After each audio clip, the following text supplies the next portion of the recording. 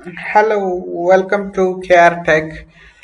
Uh, this is our new channel, and in this we will cover all the technologies with the roadmaps and interview question for experienced and fresher developers.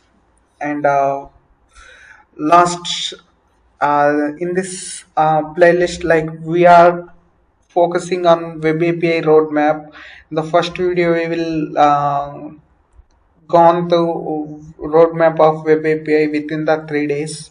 Like in the day one, we covered the basics of Web API and authorization, authentication, and HTTP method, status codes, and like catching and logging and pagination and those all things we covered. And day two, we covered the middlewares and catching techniques and dependency injection and uh, like logging and those all techniques. And in the day three session, we covered solid principles and design patterns and repository pattern and API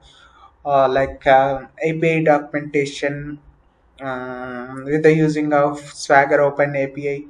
And we covered deployment and REST versus graph. This and This all we covered in the last session. And today we will cover like day three in session interview questions in the for experienced and fresher developers.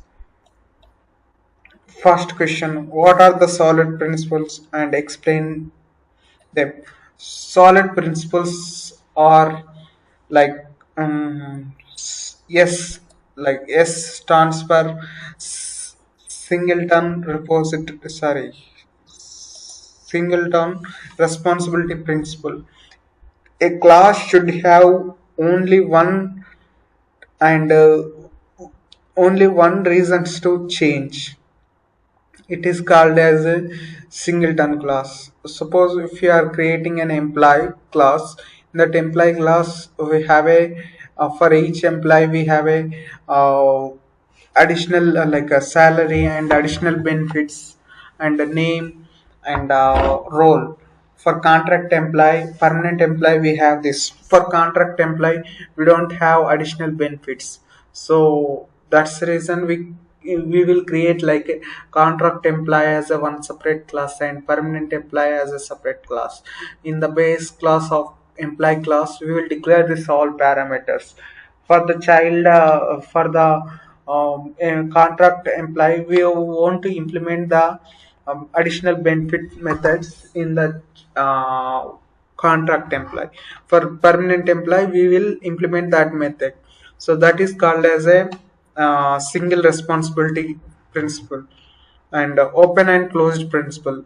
Classes should have uh, open for extension and closed for modification. Like we want to modify after the creating class, but we can extend of the particular class. That is called as a open and closed principle. And next, let's go substitute principle. Like if you are creating um, any method and anything in the parent class, we need to we need to without changing, we can use that in the derived class also. That is called as a Lisco substitute principle. Interface segregation: we cannot force to interface, so we can divide interface based on our need. That is called as interface segregation principle. Dependency inversion principle: it's nothing but high level modules are not depend on low level modules. That is called as dependency injection, dependency inversion principle. The very next question: How do you swagger? How do you use Swagger for API documentation? We can use Swagger for API documentation. Uh, we can essentially define our API endpoints, parameters, and response structure in the standard format like OpenAI specification using the annotation within our code with Swagger parse the generated interactive API documentation that allows to user easily explore and test API directly in the web browser. It means like Swagger have it have some with the using of Open API Swagger it have some it will directly in the web browser it will execute with the directly, but in inside we have a API documentation with the using of endpoints, parameters, and a response structure and query structure, format and annotation of our code. This all will cover in the Swagger Open API. This thing is covered. This is called as Swagger API documentation. And the very next question is, what is CI/CD and how do you implement for the web API? CI/CD is nothing but continuous integration and continuous deployment. We can implement in the web API with the using of Azure, any cloud platform, any cloud services. The CI/CD pipeline combines continuous integration and delivery deployment into our four major pages like source, test, and deploy. Like if you are using CI/CD pipelines with any uh, tool like Jenkins or any Azure Cloud or GCP, with the using of Jenkins, we can, if you are develop any new feature, if that is, development is if you are push the change in the Git Git or GitHub or Big Basket, automatically it will build and deploy in our test environment. That is called as CI/CD pipeline. And very next question is, compare REST and GraphQL when we use each. REST API have multiple endpoints but fixed data structure. And GraphQL means have single endpoint, but we can use dynamic queries. REST API we can use the very best question.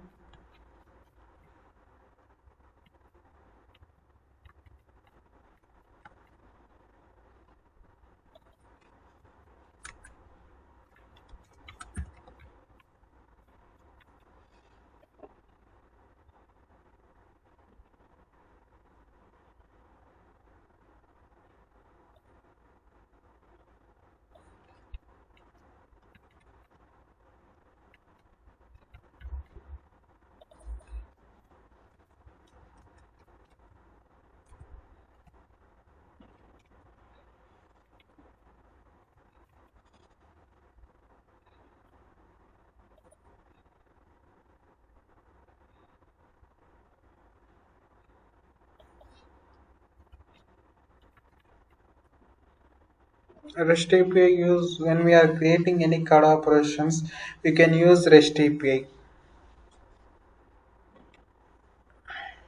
What are the WebSockets and how do you implement? WebSockets is nothing but like if you have a two-way communication between client and server. At the time we are using WebSocket. Like this is an two-way communication and it is between the client apps and your backend. That is a backend send backs to message from connection client, and we can implement WebSockets the using of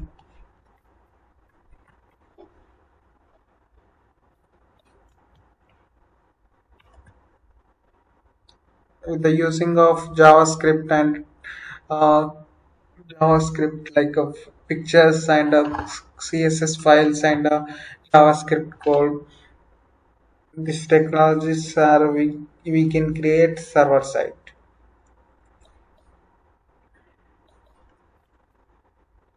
Explain the repository pattern and it use repository patterns is nothing but like we can separate um, business layer and data access layer.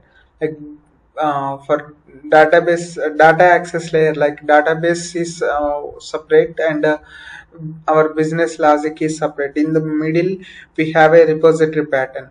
Like if you are sending any object to repository, and repository it will checks whether it is valid or not, and it sends to the request to data access layer. Once if in data access layer, like if the data is present and then the data should be like sends back to repository, and it again the repository sends to domain object. This is a repository pattern.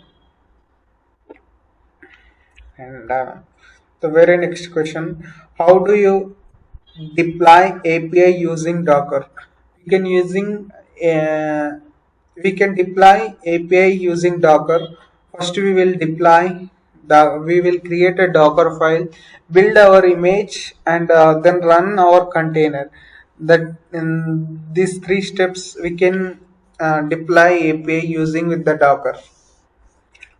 We need to create a Docker file. After that we will build a image, Docker image. Then after we will run the container.